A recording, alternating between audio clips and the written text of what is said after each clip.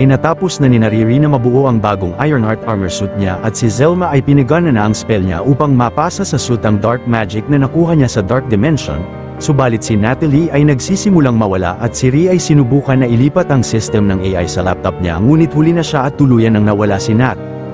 Napunta ang eksena sa panahong sina Parker at John ay sinubukang magnakaw sa mansyon ng ama niya.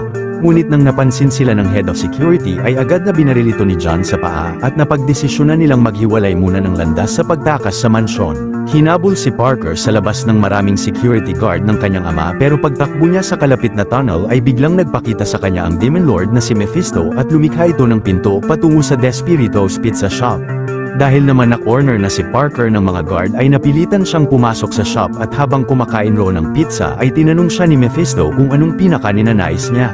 Nasagot ng lalaki na nais niyang maging mas mayaman kaysa sa ama niya at nasabi ng Demon Lord na bibigyan niya si Parker ng mga kagamitan upang makamit ang mga nais niya at ang kapalit nito ay isang bagay na hindi niya kakailanganin.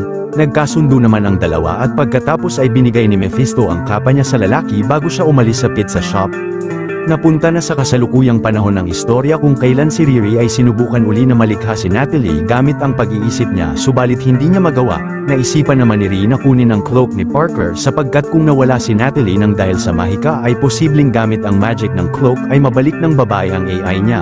Maya-maya pagdating ni Riri sa pizza shop ay agad na sinalubong siya ni Zeke ngunit napansin niyang may naka-install na voice command program sa mga bionic enhancement ng lalaki sa katawan.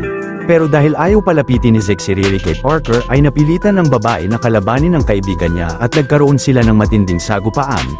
Kalaunan sa gitna ng mainit na laban ng dalawa ay nagawang matuhod ni Riri sa baba si Zeke ng malakas at naglagay siya ng device sa batok ng lalaki upang ma-disable ang voice command program ni Parker sa katawan nito.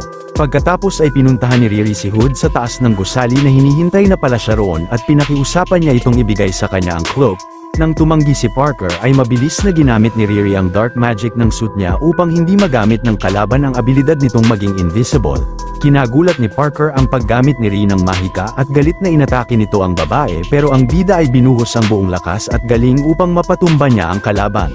Subalit nang nagpalit ng anyo si Parker bilang isang malakas na demon ay madaling na overpower ng kalaban si Riri kaya't napilitan ng babae na pasabugin ang buong armor suit niya.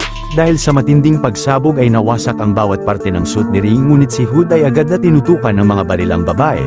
Nagmakaawa si Riri kay Parker na huwag siyang patayin pero nang binaril siya ng kalaban ay isang hologram lang pala ito at ang bida na mula sa likod ay mabilis na kinuha ang cloak ng lalaki.